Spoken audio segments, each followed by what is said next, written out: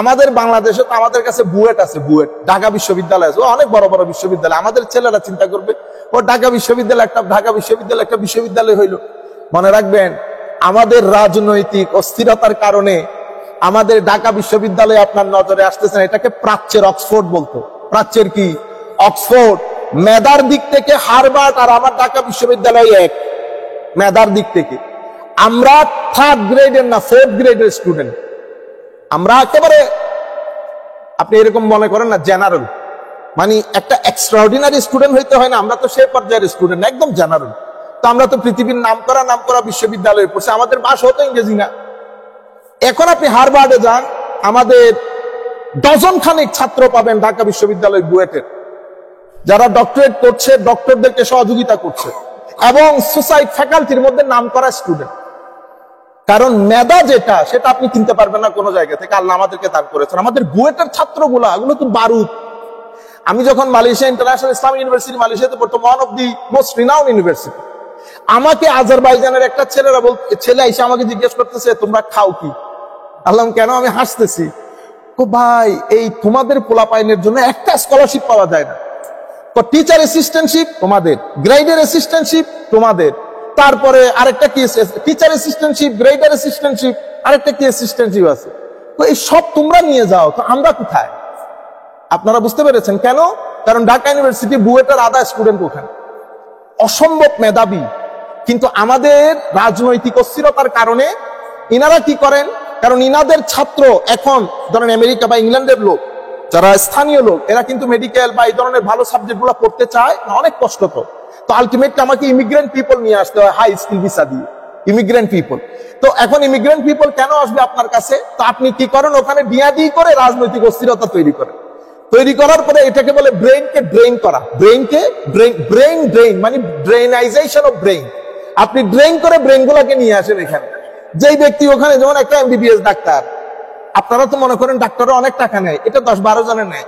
80% doctor পাগল হয়ে যায়, পরে মুদির দোকান দেয়, ব্যবসা করে। কেন? কারণ সে পুরা দিন 20-30 হাজার টাকাও তুলতে পারে না।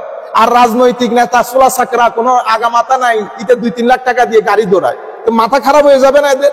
আচ্ছা, ওয়ালিল্লাহিল মাশরিকু ওয়াল মাগরিবু ফাআইনামা তুওয়াল্লু ফাসাম্মা ওয়াজহুল্লাহ ইন্নাল্লাহু ওয়াসিউন আলিম। আমরা নামাজ আদায় করি কিবলামুখী হয়ে, ঠিক না? তো আল্লাহ রাব্বুল আলামিন কিবলা, এই পশ্চিম যেমন আল্লাহর, পূর্ব আল্লাহর। পূর্ব এবং পশ্চিম কোরআন শরীফের মধ্যে এগুলাকে বলে মাশরিক এবং মাগরিব। মাশরিকাইন মাগরিবাইন, ওয়ালিল্লাহিল মাশরিক ওয়াল মাগরিব। এটার মানে কি? মাশরিক মানে যেদিক থেকে সূর্য উদয় হয়, তাহলে সূর্য উদয়ের স্থল মাশরিক। এজন্য আমরা সূর্য যেখান থেকে উদয় হয় সেটাকে কি বলি? পূর্ব দিক। আর মাগরিব মানে গুরুব, অর্থাৎ যেখানে সূর্য অস্ত যায়। তাহলে সূর্য অস্ত যেখানে যায় সেটা মাগরিব, সূর্য যেখানে উদিত হয় সেটা মাশরিক। সেটার ডান পাশেরটা হচ্ছে উত্তর, বাম পাশেরটা দক্ষিণ। এই হচ্ছে আপনার 4 দিক। তো আল্লাহ রাব্বুল সমস্ত দিক তো আল্লাহর, এখানে তার দ্বিতীয় কোনো ব্যক্তি নাই, দ্বিতীয় কোনো সত্তা নাই। কিন্তু আমরা নামাজটা পড়ি কোন দিকে ফিরে?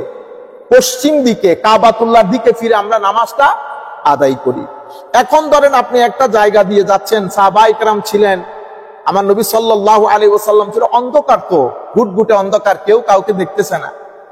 তো সবাই নামাজ পড়েছে সওয়ারির উপরে, কেউ উটের উপরে, কেউ ঘোড়ার উপরে। ঘোড়া তো আর সাহাবায়ে কেরামের কাছে সেরকম অ্যাভেলেবল ছিল না। আর নামাজ পড়ে সকালবেলা দেখতেছে কিরে, কিবলা উল্টাপাল্টা হয়ে গেছে, কিবলা উল্টাপাল্টা হয়ে গেছে। তো আমার নবীর দরবারে আসছি, ইয়া রাসূলুল্লাহ সাল্লাল্লাহু আলাইহি ওয়াসাল্লাম, ইয়া রাসূলুল্লাহ, ওই যে কিবলা তো আমরা অন্ধকারের মধ্যে ঠিক করতে পারি নাই, এখন নামাজ তো উল্টা পথে পড়ে ফেলছি। তখন আমার আল্লাহ কোরআন শরীফের আয়াত নাজিল করেছেন, ওয়ালিল্লাহিল মাশরিকু ওয়াল মাগরিব। মাশরিক, মাগরিব, উত্তর, দক্ষিণ, পূর্ব, পশ্চিম সব আল্লাহর। যেদিকে ফিরবে আমার আল্লাহ আছেন, আল্লাহর রেজামন্দিও সেদিকে আছে। তো এখন আবার আরেক ধরনের বর্ণনা হচ্ছে, আমার নবী সাল্লাল্লাহু আলাইহি ওয়াসাল্লাম নামাজ শুরু করেছেন, আমার নবী কিবলার দিকে করতেন, প্যালেস্টাইন বাইতুল মুকাদ্দাস শরীফের দিকে কিবলা। কিন্তু আমার নবীর অন্তরের চাহিদা ছিল, কাশ আমি যদি আমার দাদা ইব্রাহিমের কিবলার দিকে ফিরে নামাজ পড়তে পারতাম। এটা আমার নবীর দিলের তামান্না, প্রকাশ করে নাই। তো আল্লাহ রাব্বুল আলামিন ওই দিক বিবেচনা করে প্রায় 16 থেকে 17 মাস পরে ফালানুওয়াল্লিয়ান্নাকা কিবলাতান তারদাহা ফালানুওয়াল্লিয়ান্নাকা কিবলাতান ফাওয়াল্লি ওয়াজহাকা শাতরাল মাসজিদিল হারাম। হাবিব, আপনি ক্ষণে ক্ষণে আমার দিকে তাকাইতেন, আমি আপনার অন্তরের খবর বুঝেছি। আপনি চাচ্ছেন আপনার কিবলা যেন কাবা শরীফ হয়। ফালানুওয়াল্লিয়ান্নাকা কিবলাতান তারদাহা, হাবিব যেদিকে মর্জি, আপনার দিলের তামান্না যেদিকে, সেদিকে করে নামাজ পড়েন, সেদিকে আজকে থেকে কিবলা, সেটা আজকে থেকে কিবলা। যেই জায়গাকে আপনি পছন্দ করবেন, ফালানুওয়াল্লিয়ান্নাকা, আপনার উচিত কি করা? তাওয়াজ্জু, আপনার চেহারা মুবারক সেদিকে ফেরানো। ফালানুওয়াল্লিয়ান্নাকা কিবলাতান, ওই কিবলার দিকে, তারদাহা, যেটাকে আপনি মহব্বত করেন, আপনি পছন্দ করেন। তাইলে আমার নবীর পছন্দের উপর ভিত্তি করে আমার আল্লাহ কিবলা বাইতুল মুকাদ্দাস থেকে কোন দিকে ফিরিয়েছে? কাবা শরীফ থেকে। আপনি একটু নাজারাটা খেয়াল করেন, আমার নবী নামাজের মধ্যে, সাহাবায়ে কেরামের নামাজের মধ্যে, তো নামাজের মধ্যে আয়াত নাজিল হয়েছে, ফালানুওয়াল্লিয়ান্নাকা কিবলাতান তারদাহা। আমার নবী পুরা জামাত গিরে বাইতুল মুকাদ্দাস থেকে নামাজের মধ্যে কোন দিকে ফিরে ফেলছে? সমস্ত সাহাবায়ে কেরাম 80 কিলোমিটার ব্যাগে উল্টা হয়ে গেছে না? প্রথম দিকের ইমাম কোথায় চলে গেছে? পিছনের দিকে চলে গেছে না? কারণ আপনি ঘুরতে গেলে তো মুসল্লিরাও যদি ঘুরে, তাহলে তো ইমাম পিছনে রয়ে গেছে, মুসল্লি আগে রয়ে গেছে।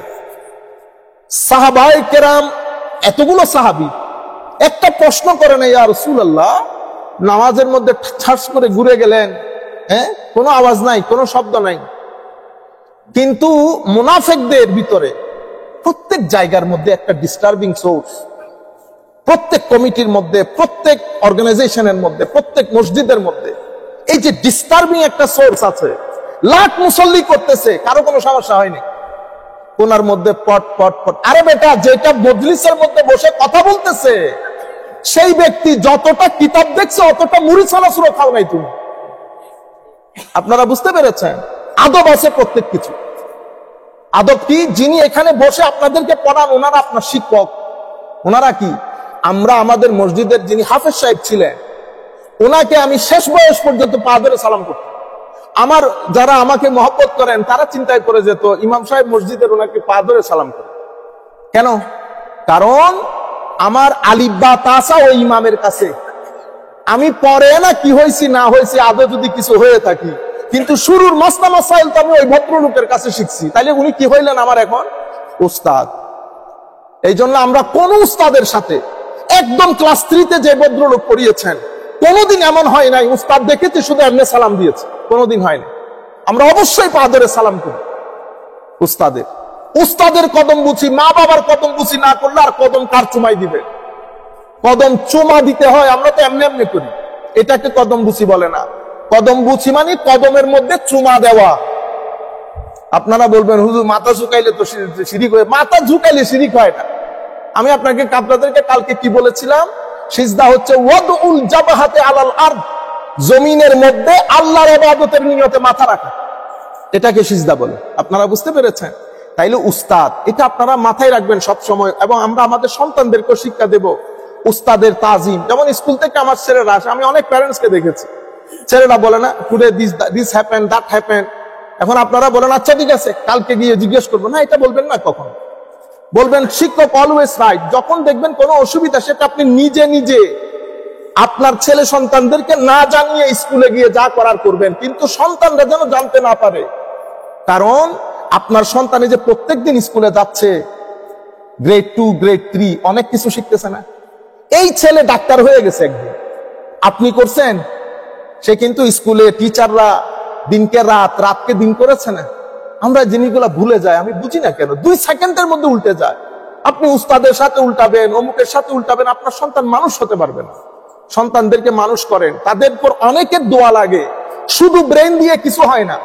শুধু ব্রেন দিয়ে যদি কিছু হয়, আমাদের পক্ষে আজকে এত এই অবস্থানে আসা সম্ভব হইতো না। আমরা তো ভালো ছাত্র না, ভালো আলেমও না। মানুষের দোয়া লাগে, মা বাবার দোয়া লাগে।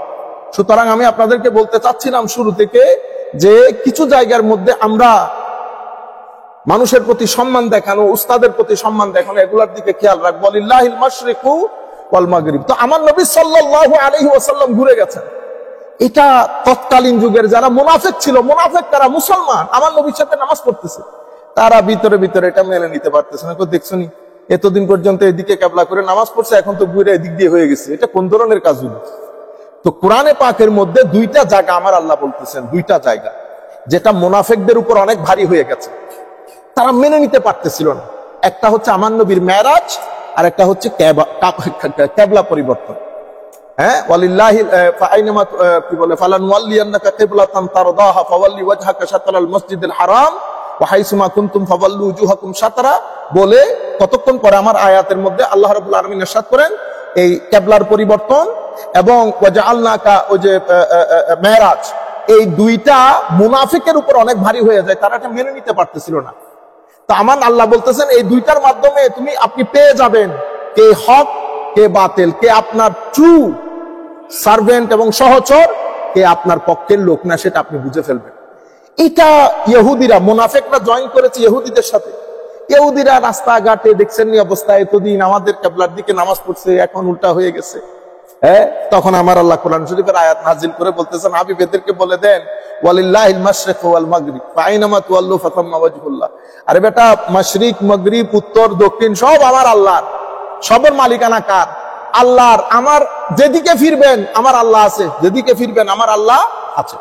এখানে আমি আরেকটা জটিল কথা, অসম্ভব গুরুত্বপূর্ণ, কারণ এখন সোসাইটির মধ্যে এই বিষয়গুলো শুরু হয়ে গেছে বিদায় আমি আপনাদেরকে বলাটা খুব জরুরি।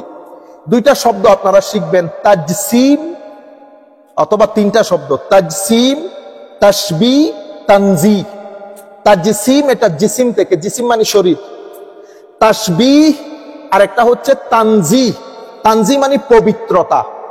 সুবহানাকা আল্লাহুম্মা বিহামদিক, সুবহান, সুবহানাকা যখন আমরা বলি সুবহানাল্লাহর এত দাম কেন? তো সুবহান মানে আল্লাহর সাথে যায় না এমন প্রত্যেক কিছু থেকে আমি আল্লাহর পবিত্রতা ঘোষণা করতেছি। আমার আল্লাহ অনেক খুশি হন এটা যখন বলেন সুবহানাকা ইয়া রব, সুবহানাকা ইয়া রব, মানে আমার আল্লাহর সাথে যায় না এমন প্রত্যেক জিনিস থেকে আমার আল্লাহ পুত পবিত্র। সুবহান দিয়ে আমরা আল্লাহর পবিত্রতার ঘোষণা করি। তানজিহ আরেকটা হচ্ছে তাজসিম, শরীর। তাইলে এটা আমি কেন বললাম? কোরআনে পাকের মধ্যে কিছু শব্দ এসেছে, যেমন আল্লাহর হাত, এই আয়াতের মধ্যে এসেছে ফাতাম্মা ওয়াজহুল্লাহ। ওয়াজহুন মানে চেহারা, ওয়াজহুন মানে চেহারা। তাইলে ওয়াজহুল্লাহ মানে আল্লাহ চেহারা, ইয়াদুল্লাহ মানে আল্লাহর হাত। তাইলে কোরআনে পাকের মধ্যে এরপরে ইয়ানজিলু, ইয়ানজিলু মানে অবতরণ করা। তো অবতরণ মানে কি? আল্লাহ উপরে আছে, নিচে নামতেছেন, এই তো অবতরণ। এভাবে যেই সমস্ত শব্দগুলো শাব্দিক অর্থের দিক থেকে আল্লাহ শরীর হওয়ার দিকে ইঙ্গিত করে, এটাকে তাজসিম বলে। এটাকে কি বলে? তাজসিম। অথবা শরীর হওয়া না, শরীরের সাদৃশ্য, এটাকে তাশবিহ বলে। তাহলে কয়টা শব্দ? তাজসিম, তাশবিহ, তানজিহ। আপনি যখন বলবেন আল্লাহর হাত আছে, তাইলে আপনি আল্লাহর শরীর সাব্যস্ত করেছেন। আপনি যদি বলেন আল্লাহর হাত আছে, আমার মানে এটা আমাদের সদৃশ্য না, তবে হাতের সাদৃশ্য, তাইলে আপনি আল্লাহর সাথে আমাদের হাতের সাদৃশ্য করলেন, এটাকে বলে তাশবিহ, মেসাল দিলেন। তাইলে এখন শরীয়তের অবস্থান কি? শরীয়তের অবস্থান হচ্ছে কেউ যদি আল্লাহর শরীর সাব্যস্ত করে সেই ব্যক্তি কাফের হয়ে যাবে।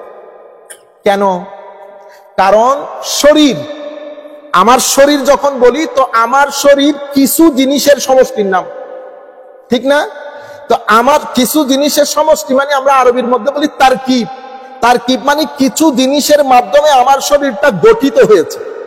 তাইলে যেই জিনিসগুলোর মাধ্যমে গঠিত হয়েছে সেই জিনিসগুলা বাদে শরীর অস্তিত্বে আসতে পারবে না। তাইলে যদি আল্লাহর শরীর বলেন, তাইলে আল্লাহর শরীরটা সেই জিনিসগুলার মুখাপেক্ষী। তা আপনি যদি বলেন আল্লাহ মুখাপেক্ষী, ঈমান থাকবে? থাকবেন। আচ্ছা, এরপরে শরীর হওয়ার জন্য একটা অঙ্গ আরেকটা অঙ্গের মুখাপেক্ষী, কারণ এটা এটার সাথে না মিললে তো শরীর হবে না। তো আপনি যদি এটা বলেন যে আল্লাহর একটা অঙ্গ আরেকটা অঙ্গের মুখাপেক্ষী, তো আল্লাহই মুখাপেক্ষী, কিন্তু আমার আল্লাহ বলতেছেন আমি বেনেয়াস, আমি অমুখাপেক্ষী। তাইলে আপনি ইনডাইরেক্টলি আল্লাহকে কি বললেন? মুখাপেক্ষী বলে ফেললেন। আপনি যদি বলেন আল্লাহর হাত আছে, ইয়াদুল্লাহ, তাইলে আল্লাহর হাতের একটা কি আছে? সাইজ আছে, সেটা নির্দিষ্ট একটা জায়গা দখল করে। তো যেখানে আল্লাহ রাব্বুল আলামিন হাতটা কোন একটা জায়গা দখল করবে, তো আরেক জায়গার মধ্যে আল্লাহর হাত এটা থাকতে পারবে না, তো যেখানে আছে সেই জায়গা দখল করার কারণে অন্য জায়গা থেকে খারিজ হয়ে গেছে। এটা আল্লাহর শানের সাথে যায় না, এটা মানুষের সাথে সদৃশ্য। আপনারা বুঝতে পেরেছেন? সেই কারণে শরীর এবং শরীর সাদৃশ্য কোন জিনিস আমাদের এখন নতুন ঢং শুরু হয়েছে। ওই যে সব ফিতনা, বুঝতে পেরেছেন, যেখান থেকে আসার দরকার সেখান থেকে আসতেছে।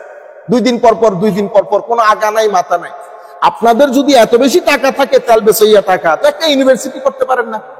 একটা বড় বিশ্ববিদ্যালয় আমাদের ছেলেরা রিসার্চ করতে যেতে পারতো না? একটা মেডিকেল আছে আপনার। আমাদের বাংলাদেশে তো আমাদের কাছে বুয়েট আছে, বুয়েট ঢাকা বিশ্ববিদ্যালয় আছে, অনেক বড় বড় বিশ্ববিদ্যালয়। আমাদের ছেলেরা চিন্তা করবে ও ঢাকা বিশ্ববিদ্যালয় একটা বিশ্ববিদ্যালয় হইল। মনে রাখবেন, আমাদের রাজনৈতিক অস্থিরতার কারণে আমাদের ঢাকা বিশ্ববিদ্যালয় আপনার নজরে আসতেছে না। এটাকে প্রাচ্যের অক্সফোর্ড বলতো। প্রাচ্যের কি? অক্সফোর্ড। মেধার দিক থেকে হার্ভার্ড আর আমার ঢাকা বিশ্ববিদ্যালয় এক। মেধার দিক থেকে আমরা 3rd গ্রেডের না 4th গ্রেডের স্টুডেন্ট। আমরা একেবারে, আপনি এরকম মনে করেন না, জেনারেল, মানে একটা এক্সট্রাঅর্ডিনারি স্টুডেন্ট হইতে হয় না, আমরা তো সেই পর্যায়ের স্টুডেন্ট, একদম জেনারেল। তো আমরা তো পৃথিবীর নামকরা বিশ্ববিদ্যালয়ে পড়ছি, আমাদের ভাষা হতো ইংরেজি না। এখন আপনি হার্ভার্ডে যান, আমাদের ডজন খানিক ছাত্র পাবেন ঢাকা বিশ্ববিদ্যালয় বুয়েটের, যারা ডক্টরেট করছে, ডক্টরদেরকে সহযোগিতা করছে, এবং সোসাইটি ফ্যাকাল্টির মধ্যে নামকরা স্টুডেন্ট। কারণ মেধা যেটা, সেটা আপনি কিনতে পারবেন না কোনো জায়গা থেকে। আল্লাহ আমাদেরকে দান করেছেন। আমাদের বুয়েটের ছাত্রগুলা, এগুলো তো বারুদ।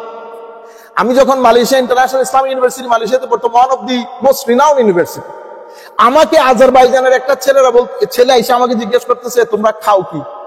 আল্লাহ কেন? আমি হাসতেছি। তো ভাই, এই তোমাদের পোলাপাইনের জন্য একটা স্কলারশিপ পাওয়া যায় না। তো টিচার অ্যাসিস্ট্যান্টশিপ তোমাদের, গ্রেডের অ্যাসিস্ট্যান্টশিপ তোমাদের, তারপরে আরেকটা কি টিচার অ্যাসিস্ট্যান্টশিপ, গ্রেডার অ্যাসিস্ট্যান্টশিপ, আরেকটা কি অ্যাসিস্ট্যান্টশিপ আছে। তো এই সব তোমরা নিয়ে যাও, তো আমরা কোথায়?